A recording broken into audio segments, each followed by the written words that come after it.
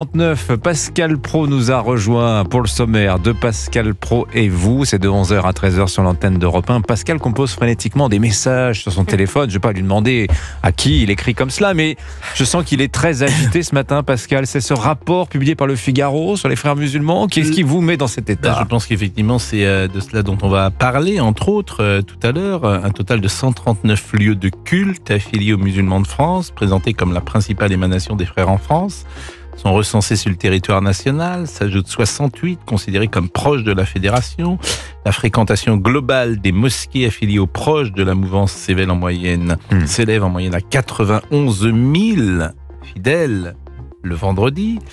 Le cercle restreint de la mouvance, c'est-à-dire le noyau dur, serait estimé à 400 personnes. Oui. Donc, moi, je vais vous donner les deux chiffres qui m'ont le plus perturbé dans ce rapport. Vous avez 20 départements où on constate une percée de l'islam radical. Et là, il n'y a pas de chiffres, mais c'est un état des lieux fait par ceux qui ont des antennes sur le terrain. C'est que la communauté musulmane, elle est travaillée par la prédominance, c'est écrit comme ça dans le rapport, du sentiment d'une islamophobie d'État. Et là, je me dis, Jean-Luc Mélenchon a gagné. Voilà. Ah oui. Il appuie sur le bouton qui fonctionne, en tout cas. Les sociétés multiculturelles ont du mal à vivre ensemble.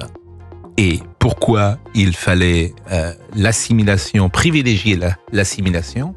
Parce que il est plus simple de vivre ensemble avec les uns et les autres lorsque nous partageons les mêmes rapports au même Dieu, à la même civilisation, aux mêmes mœurs, aux mêmes rapports par rapport à la femme, par rapport à la sexualité, par rapport à beaucoup de choses.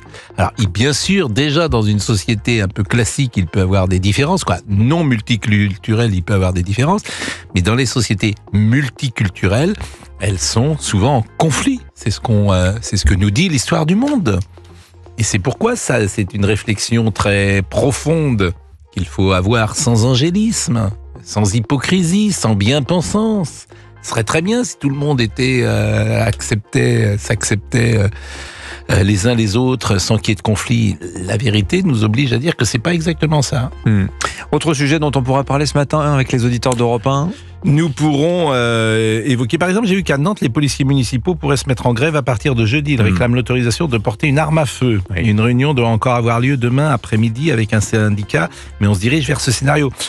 Là, pareil, ce sont des sujets où on ne veut pas voir la réalité. C'est-à-dire que ce sont des positions, Madame Roland, elle a une position dogmatique, elle a une position idéologique, la maire de Nantes. Et puis la réalité est là. Alors la réalité, par exemple, le maire de Bordeaux, qui était pourtant écologiste, il a armé sa police. Mais on y viendra forcément, puisque le réel, il y a toujours un moment où le réel te rattrape. Voilà, tu ne peux pas défendre des positions idéologiques lorsque le réel, mais souvent il est trop tard. Allez, on en parle sur l'antenne d'Europe 1 tout à l'heure de 11h à 13h avec Pascal Praud.